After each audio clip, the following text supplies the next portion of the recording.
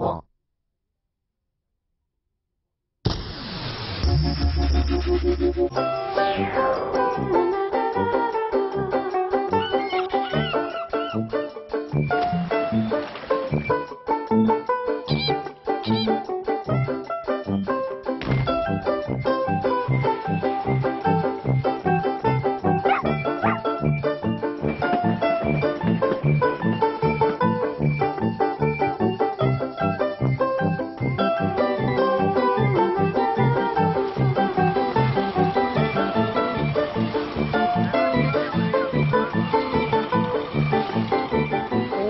T'as plus d'appât? Bah alors? Ah, bonjour. Nous sommes dans une nouvelle destination à la fois provençale et méditerranéenne. Nous sommes sur le pays des morts. Là, très exactement, nous sommes dans le golfe de Saint-Tropez. À tribord, Toulon, à bâbord, Fréjus. Et oui, ici, c'est un peu une cuvette en forme de U. Nous sommes protégés par le massif des morts. Alors, derrière moi, c'est Saint-Tropez, et oui. Donc ici, nous sommes à la rencontre de deux cultures. Culture de territoire, culture pastorale, c'est la Provence, et puis culture méditerranéenne, bien sûr, puisque c'est la mer Méditerranée. Alors là, c'est une culture d'hommes et de marins. Jean-Paul, qui nous accueille sur votre pointu, est-ce que vous êtes pêcheur? Non, je ne suis pas pêcheur, mais j'adore la mer et j'adore Saint-Tropez, tout bêtement. Derrière moi, donc, la citadelle de Saint-Tropez. Et oui, puisqu'au XIIe siècle, il a fallu se défendre contre les attaques sarrasines. Est-ce que Saint-Tropez s'est bien défendu? Et ils se sont battus très fort, ils les ont mis dehors. C'est pas été évident, mais ils ont mis dehors quand même. Alors, l'origine du massif des morts, tout le monde croit justement que ça vient de cette époque, des attaques des morts, des attaques sarrasines. Ben, mort, c'est en fait, ça vient ce sont des forêts profondes et des forêts noires. Et noires, ça vient, comme disait un pêcheur, ça vient de Mauro. Mauro, ça veut dire foncé, noir. Mauro, voilà.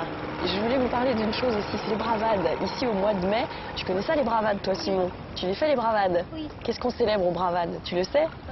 Oui, on salue Saint-Tropez.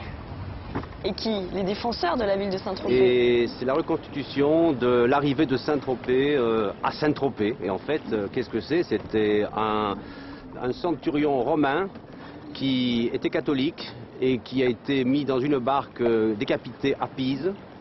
On voyait dans cette barque, il y avait un chien qui s'appelait Grimaud et un coq qui s'appelait Cogolin. Et ils sont arrivés sur Saint-Tropez. Le coq est parti sur le village qui s'appelle Cogolin et le chien sur Grimaud. Et Saint-Tropez restait à Saint-Tropez. Et voilà, c'est pour ça que cette fête, au mois de mai, est la grande reconstitution de l'arrivée de Saint-Tropez. Saint-Tropez, Saint-Trope, comment tu dis, toi, Simon? Tu dis Saint-Tropez, toi. C'est à quelle époque qu'on a perdu le E? Et ça, c'est dans les années 50, au moment 55, 56, au moment de Dieu cria la femme, au moment des films qui sont faits justement sur la plage de Pamplonne, là-bas. Et à ce moment-là, les gens ont commencé à dire Saint-Trope. Mais c'est pas gentil de dire Saint-Trope. C'est Saint-Tropez, c'est un saint. D'ailleurs, au départ, c'est Tropez. Nous, on va regarder, on va se régaler, on va dire Saint-Tropez. Parce qu'on aime ici.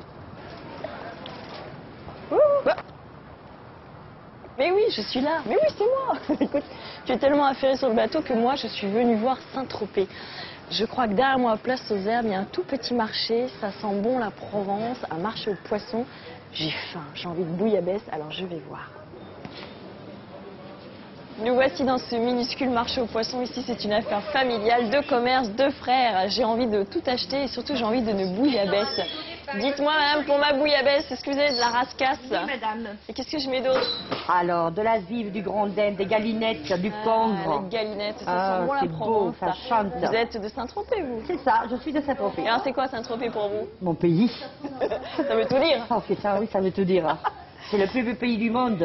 Vous trouvez pas? Mais si, mais d'ailleurs, je vais aller le visiter, ce Et pays. voilà, vous allez voir. À bientôt. Saint-Tropez, c'est superbe. Ça alors?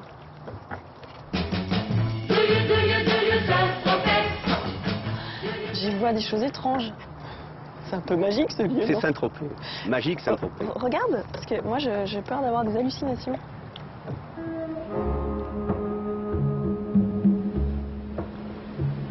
Qu'est-ce que tu aperçois? Coucou Simon!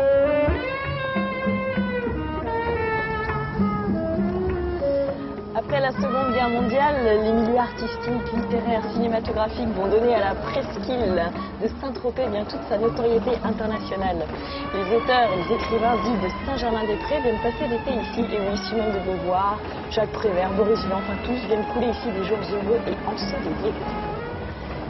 Dès les années 50, Françoise Sagan vient dans la cité. Et puis en 1955, Roger Vadim tourne Et Dieu créa la femme. Avec une comédienne inconnue, Brigitte Bardot. Vous connaissez, vous? Et oui, très vite, elle deviendra bébé. Elle prendra la première place dans le cœur des habitants de la cité du Bailly, en s'installant à la Madrague. Et Saint-Tropez va connaître son air d'insouciance et de lumière.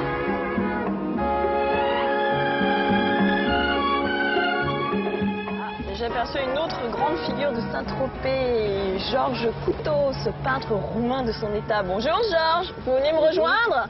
Allez, grimpez. Avec plaisir. Nous sommes dans les années 50, 56 là. 56. Vous arrivez à Saint-Tropez? À Saint-Tropez, je suis arrivé à 56. Est-ce que vous aussi, vous avez choisi Saint-Tropez pour la beauté de sa lumière? Pour la beauté, et puis je sentais une ambiance de Saint-Germain-des-Prés. Saint-Germain-des-Prés à Saint-Tropez. Quelque chose, il y avait tout, une grande partie de mes amis qui étaient là.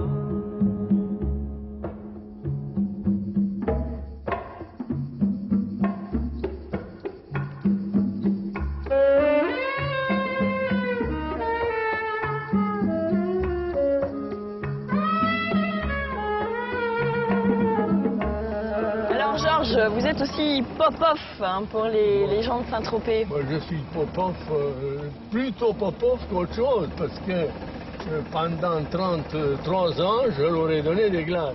Alors, il y en a qui vont Oui, dites donc, vous leur avez peut-être donné des glaces, mais moi, je voudrais leur donner la vue, qui est Saint-Tropez juste derrière nous. Bon, alors, les glaces, racontez-moi tout. Les glaces, donc, je suis arrivé à Saint-Tropez. Et mon ami m'a téléphoné de Paris, si tu peux mettre le prototype machine à glace sur la terrasse de ton restaurant. Et les gens se disaient, qu'est-ce que c'est, qu'est-ce que c'est. Alors, je donnais des glaces à tout le monde. Ah, comme ça? Comme ça. Et ils couraient dans les rues, partout, avec les glaces. Bon, mais il n'y a pas que les gosses, il y avait aussi des gens surtout les glaces. Surtout les glaces pop-off. Moi, j'ai vu des photos tout à l'heure. Quels étaient les illustres personnages de Saint-Tropez qui venaient manger vos glaces? Parce que quand même, regardez, regardez, elle est là, oui. bébé. 58, ça. Et qui est-ce que vous le reconnaissez aussi? Et oui, c'est Johnny Hallyday. Et oui, ils étaient tous là et ils sont tous en train de manger vos glaces.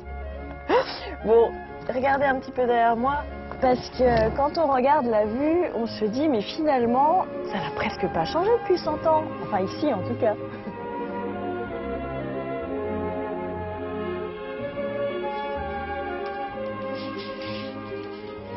Ce bâtiment qui n'en a pas l'air est une tour. Une authentique tour médiévale, du moins ce qu'il en reste, c'est-à-dire probablement l'étage inférieur. Je suis conservateur du patrimoine, je travaille pour le ministère de la Culture et mon rôle est l'étude du patrimoine, qu'on résume en général dans ce qui ressemble à une boutade de la cathédrale à la petite cuillère. Quand j'étais petite, tout ce golfe était vide. Il n'y avait pratiquement pas de construction visible en dehors de Sainte-Maxime et du village de Grimont. On imagine mal aujourd'hui, dans ce pays qui est tout entier voué au tourisme, qu'il a été autrefois un pays aussi actif que beaucoup d'autres. Surtout les Tropéziens, qui sont venus à partir de la fin du XVe siècle de Gênes et qui ont apporté avec eux une activité assez nouvelle qui est celle de la mer. Des pêcheurs, des marchands qui sont à l'origine de l'essor de la ville de Saint-Tropez, qui effectivement, avant le XVIIe siècle déjà, était une véritable ville. Vous nous regardez notre vieille mairie? Mais oui. Elle date de 1610. Oh, même avant. Ah, moi on m'a dit 1610. Ben, c'est des Anglais qui ont acheté là, il y a quelques années. Ah oui. Ça se renoue tout le temps, tout le temps, tout le temps. On a beaucoup de Hollandais, de Belges, de Suédois. On a beaucoup de gens qui achètent maintenant parce que eux, ils ont peut-être de la pépette que nous n'en avons pas. Ce pays, c'est celui de mon enfance. Bien que je n'y sois pas née, j'y ai passé toutes mes vacances et ça a toujours été mon pays de cœur. 5 et 10. Merci. Bien sûr que nous sommes là pour découvrir toutes les particularités de ce massif des morts. Et là, tout de suite, Port Grimaud et ses canaux. Wouhou! Et là, c'est des canaux, mais c'est la Méditerranée, là. Oui, on peut dire que c'est la Méditerranée, mais en fait, c'est une cité lacustre qui a été construite sur des roseaux. Et il y avait des roseaux, il y avait rien de c'était un marécage ici avant. Absolument, c'était des marécages avec des canards, colverts, il y avait plein d'animaux. Et c'était une idée de l'architecte Françoise Pouéry. Ah, c'est lui qui a eu l'idée de construire cette petite Venise. Absolument, absolument. On dirait Venise, mais enfin, c'est quand même très provençal. C'était vraiment il avait un concept fabuleux, c'était une maison, un bateau. Et il a réussi à faire ça.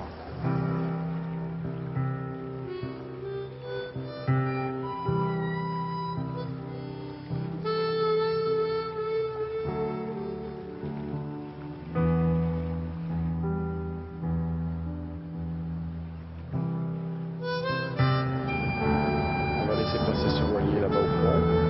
Beaucoup de voiliers, hein. Alors voilà les coches d'eau.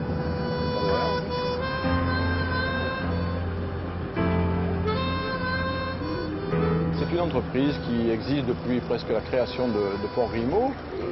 C'est un genre de vaporetto en fait, que les copropriétaires peuvent utiliser pour se rendre soit aux plages, soit au marché. Parce que tout ici, tout autour de nous, ce ne sont que des copropriétés. Absolument, ce ne sont que des copropriétaires. En fait, Port Grimaud, c'est comme un immeuble qui serait géré intramuros. C'est une copropriété. C'est vraiment étrange. Quand on est à l'extérieur, on a du mal à croire qu'il y a des canaux à l'intérieur, mais quand on est sur les canaux, on ne peut plus du tout croire qu'il y a la route de l'autre côté. C'est sûr, l'idée est géniale. Alors là, nous allons arriver sur le vieux canal. Alors, quand ils ont commencé à construire Port Grimaud, ils ont d'abord commencé par les ponts, alors sur la terre. Alors les entreprises construisaient les ponts sur la terre, les gens du pays ne comprenaient absolument rien, parce qu'ils voyaient des gens qu'ils considéraient un peu comme des débiles mentaux en train de faire des ponts sur la terre.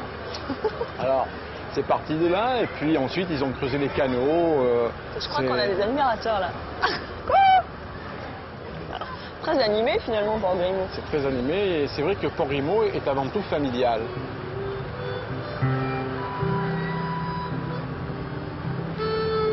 Voilà, on va s'approcher de la maison tranquillement.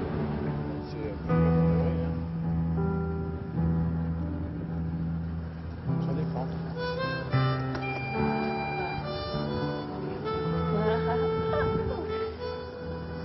Bonjour mon titi. Tu imagines ce que ça peut être féerique le soir ici? Mais je crois qu'il va falloir qu'on revienne pour découvrir ça quand tu de veux. nuit. Bon, mais en attendant, on va quand même se rendre au massif. Alors, c'est par où le massif, Alain? C'est dans ce sens-là, à quelques kilomètres. Tout là-bas, près de pas très Grimaud? loin, pas très loin. Non, alors on y va. Voilà, nous avons quitté le bord de mer. Nous sommes en plein cœur du massif des morts. Respirez. C'est beau, une bonne bouffée d'air. Et puis ici, table d'orientation. Derrière moi, le golfe de Saint-Tropez. Juste là, un des premiers villages du massif des morts, Grimaud. Vous pouvez encore admirer le château juste au-dessus. Et puis là, le massif des morts. Et oui. Et le moulin de Saint-Roch. Il est encore en activité et on dirait qu'il est tout droit sorti des contes de Daudet. Tiens, j'aperçois quelqu'un là-bas. Est-ce que c'est un meunier dormant? Non. Non, plutôt un tailleur de chêne-liège. L'éleveur de liège, c'est vraiment un métier qui est assez dur. Là, on est dans des conditions un peu optimales parce que on est dans une zone propre, le liège lève bien, on a une équipe de grande qualité qui travaille le liège depuis 30 ans, mais on a de plus en plus de mal pour trouver des équipes qui savent lever le liège.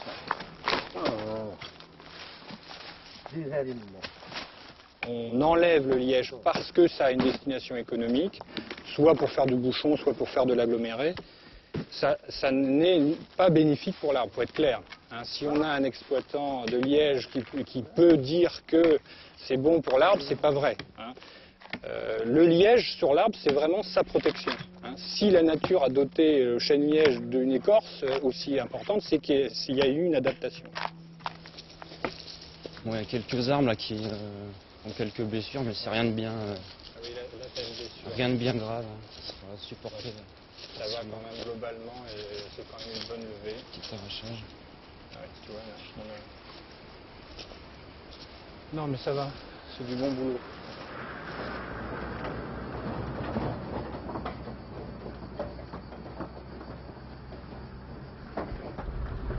Moi, j'ai travaillé en Corse pendant un peu plus de 2 ans et quand je suis arrivé dans le massif des Morts, j'ai pas été tellement dépaysé parce que j'ai retrouvé pratiquement la même végétation, les mêmes sols, donc des sols acides, contrairement au reste de la Provence qui est majoritairement calcaire, avec une végétation très spécifique de ces sols méditerranéens acides avec le chêne-liège, le châtaignier, le pin maritime.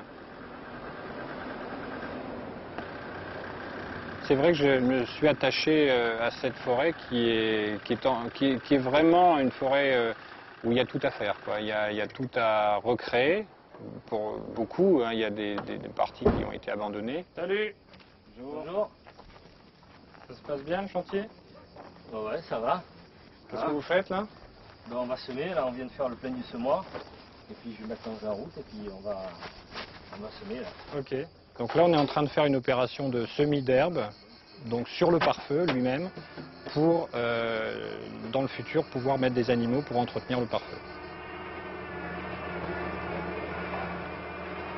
Nous, l'association, quand on a commencé il y a 10 ans, on était dans ce contexte défavorable. On sortait en plus des incendies de 1989 et 90, 2 fois 10 000 hectares, donc avec des propriétaires forestiers assez découragés.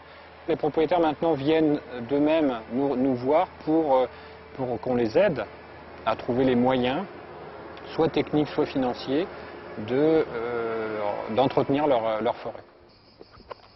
Il y a une pression touristique importante pendant l'été, mais cette pression touristique, en fait, nous, on a décidé au niveau de l'association de l'utiliser en accompagnant les groupes en forêt.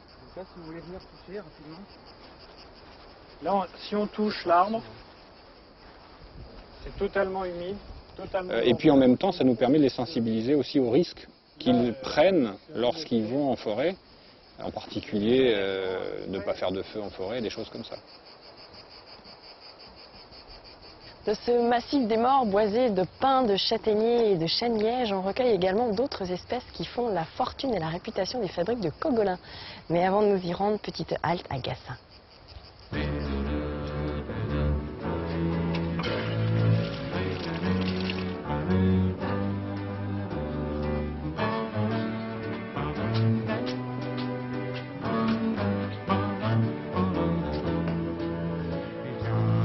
Des ruelles comme celle-ci, on en découvre partout à Gassin. Les fabriques de Cogolin, vous connaissez tous les fameuses pipes de Cogolin qui sont fabriquées avec des racines de bruyère, mais est-ce que vous savez ce qu'on fait avec les roseaux? Non? Bien des anges pour instruments à vent. On va le découvrir. Vous vous souvenez, Cogolin, le coq? Ouais.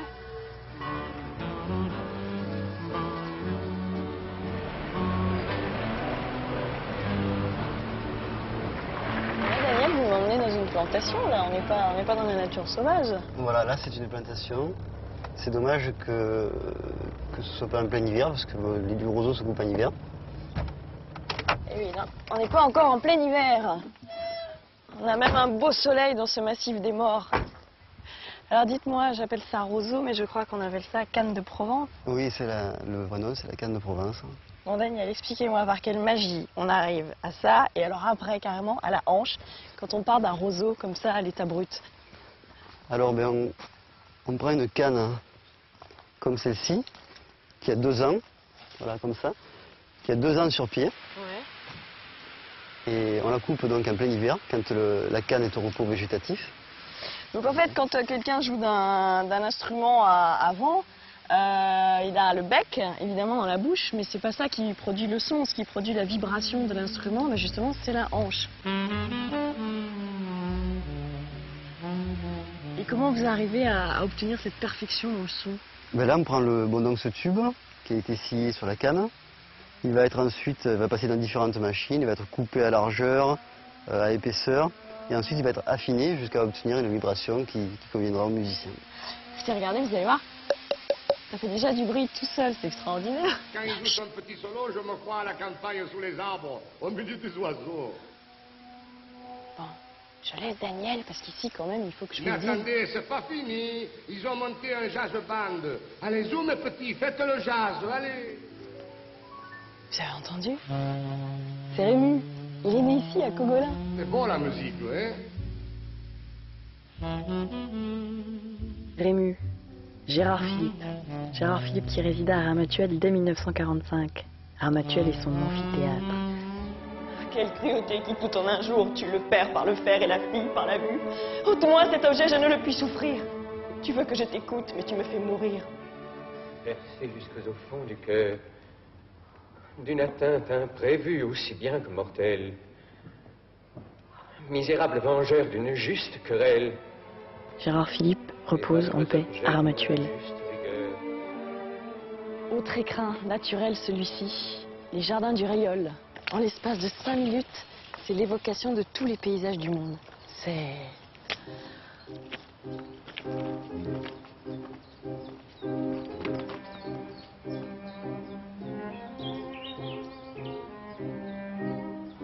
Patrick, tout à l'heure, je vous cherchais, je sentais. Écoutez, il y a des odeurs ici, c'est vraiment sensationnel. Alors ici, nous sommes dans le vallon néo-zélandais avec les fougères arborescentes. Alors, au départ, ce lieu enchanteresque, et je crois qu'il a été conçu par amour, c'est ça? Et oui, entre Thérèse Marguerite et Alfred Théodore Courme, qui ont passé une grande partie de leur vie dans ces jardins. Donc comment crée-t-on un paysage aussi grandiose? Eh bien, Gilles Clément, le paysagiste qui s'est occupé de la mise en place des jardins, a ramené, comme M. Courme, de nombreuses plantes de ses voyages botaniques autour du monde et les a mises en situation ici. Donc ici, on est vraiment dans le lieu où le massif des Morts se jette dans la Méditerranée, parce qu'on ne peut pas être plus près de l'eau. Ce qui permet justement ces fonds magnifiques que nous faisons découvrir également à nos visiteurs par notre activité de sentier marin. Et de la beauté de la Méditerranée, quelle baie! J'ai faim. Oui, la mer, je me souviens qu'on m'a promis une bouillabaisse. Je crois que chez Morin-des-Morts, c'est presque la légende, c'est la bouillabaisse qu'il ne faut pas rater. Alors on y va.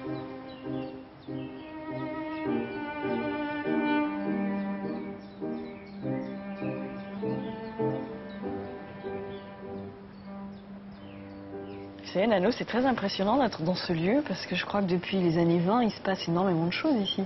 Ah, il s'est passé la création du lotissement du Rayol. Alors regardez Hélène, je vous ai préparé la pelle couille, si vous avez faim. Oh là là, hein? Oh là là là là. C'est magnifique. Ah, ça c'est très beau. Je l'aime à Rascasse, enfin.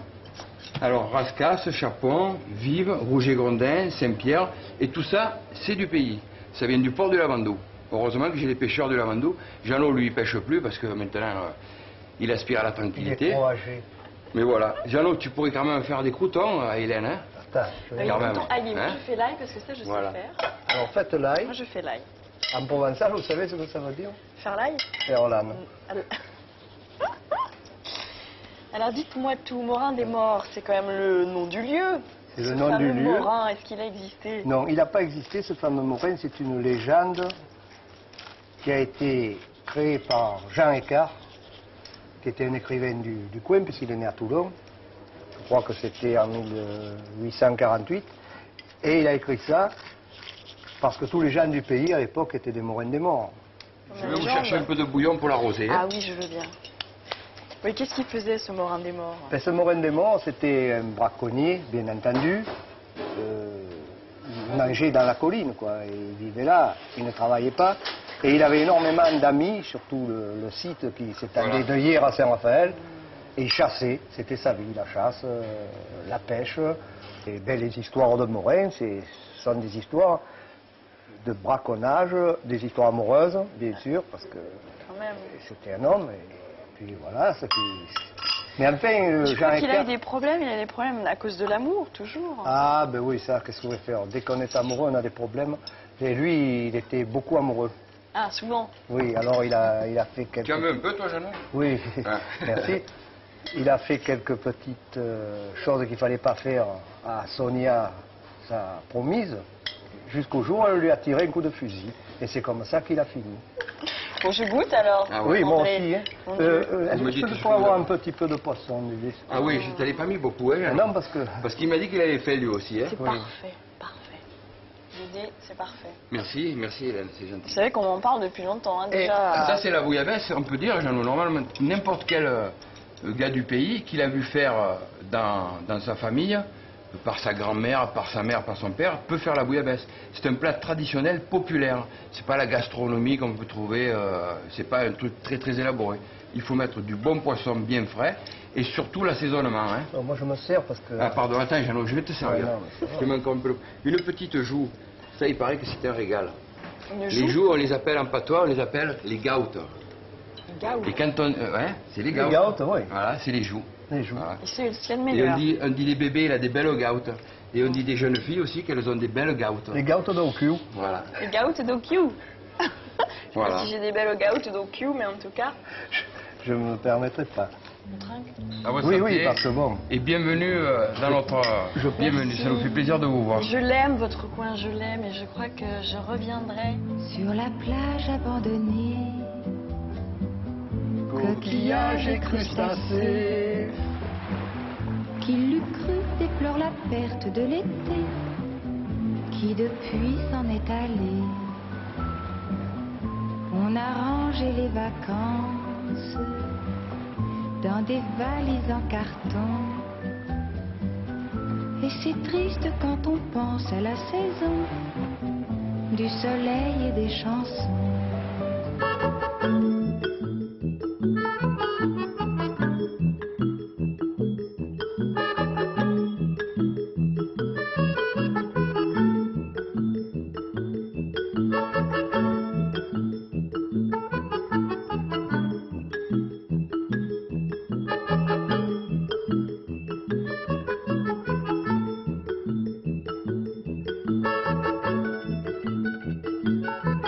Si vous voulez nous contacter, n'hésitez pas à nous écrire ou à nous envoyer un email.